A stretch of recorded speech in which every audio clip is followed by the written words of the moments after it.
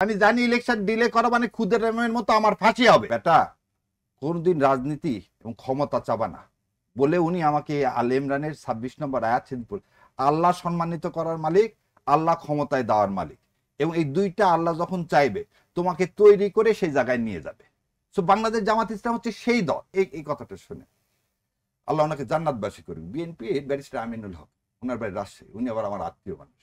উনি একদিন কোর্টে এরকম ভাইয়ের মতো না আমাকে ডেকে, আমার বাবার আমার আত্মীয় মানুষ, আমার বন্ধু মানুষ, আমাকে ডেকেছে, কি বেটা কি কোন রাজনৈতিক দল করো? তখন কেবল আমি এই দেশে আসছি এবং বলে দিয়ে আপনাকে একটা কথা, অনেকে বলে আপনি এতদিন পর আসছেন কেন? আমাকে হাইকোর্টে মানে হাইকোর্টে পরীক্ষা দিয়ে ইয়া হতে হয়, কিন্তু মানে এনরোলমেন্ট হয়। মরহুম অ্যাটর্নি জেনারেল আমি কাশেম আলী সাহেবের মুক্তির জন্য ওয়েস্টমিনিস্টারের সামনে ছিলাম, সেই ছবি তার সামনে দেখাইছিল। তিনি বলছিল তুমি কিভাবে হাইকোর্টে লাইসেন্স পাবে দেখে নেব।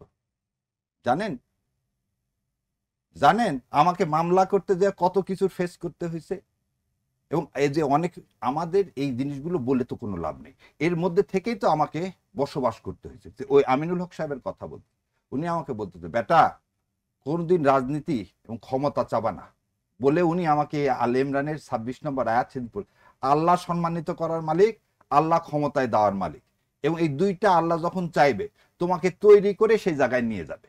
সো বাংলাদেশ জামাত ইসলাম হচ্ছে সেই দল।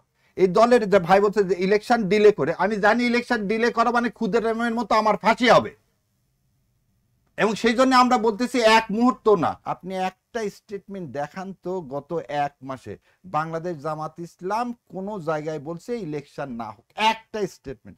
আমরা ডিসেম্বরে দিলে ডিসেম্বরে আমরা রাজি ছিলাম নির্বাচন করতে, কিন্তু আমরা বলছি কি ম্যান্ডেটটা কি? সংস্কার, বিচার আর নির্বাচন। আপনি সংস্কার প্রস্তাব তো হয়ে গেছে, এখন বিচারও চলমান, এখন আপনি ইলেকশন করুন, ইলেকশনটা ফ্রি ফেয়ার ফিল করে আপনি ইলেকশন।